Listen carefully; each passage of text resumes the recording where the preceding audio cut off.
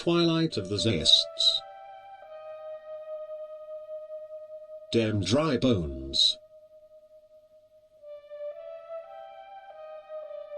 5 things signify stupefied servants of evil, appearing as teachers or revered priests or abbots of the Buddha Dharma. 1. Although talking about the mind, their obsession with the body consciousness and everything connected to it, right way to sit, to breathe, to eat, to walk and so on, is a never-ending list. What they lack in wisdom power they compensate with transforming mere guiding rules of behavior into unbreakable laws carved in stone. 2. Although talking about themselves as mere humble monks of the way, they expect extreme observance on title, lineage and authority. The longer the lineage the better. If your lineage, although false and non-existent, is on paper and verifiable, you can be the most stupefied priest or monk in town and yet never be questioned.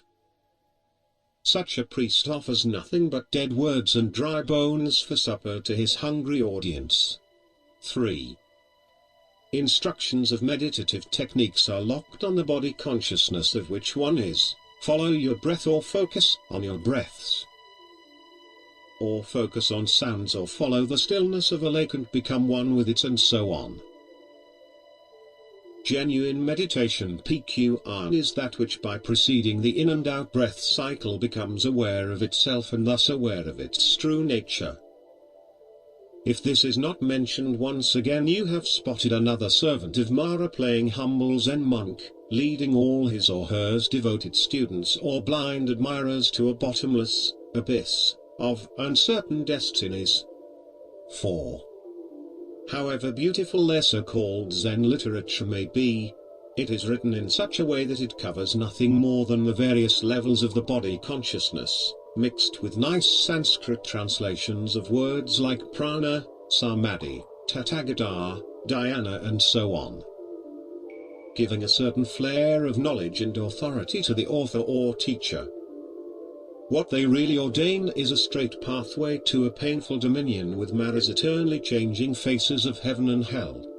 5. Always take a close look on their definition of right view and enlightenment. If anything else fails, this part is always a good way to see the depth, or more correctly, the lack of their wisdom power. So, whenever you are going through Dharma literature, or visiting and sitting before a Zen abbot giving a crowded Dharma lecture, keep your ears sharp and your spirit alert. What always reveals a false Dharma teacher or a teaching is that the Buddha Dharma, as being the pure light of undivided awareness power, is never mentioned, nor do they manage to explain what prana or samadhi really is, because the only form of samadhi they can explain and foolishly consider the highest, is the one where your mortal mind is one with all things, phenomena. An achievement they usually consider universal enlightenment.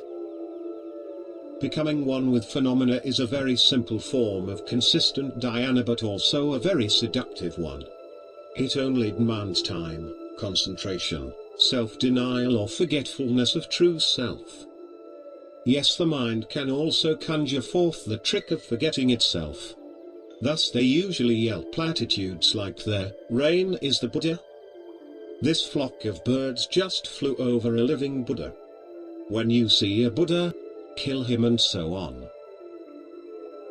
It always makes me laugh and yet makes me sad, as I know some unfortunate minds gets hooked and drawn astray from the right path.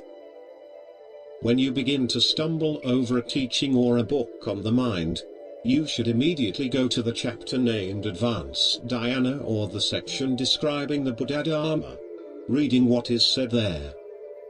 Because it is only there that the level of wisdom or ignorance is revealed about the one behind the teaching, or the book. If anything, remember this: one is never born stupid, just a little bit lost and forgetful of true self. Best regards. May you always be on your guard against bald demons in robes.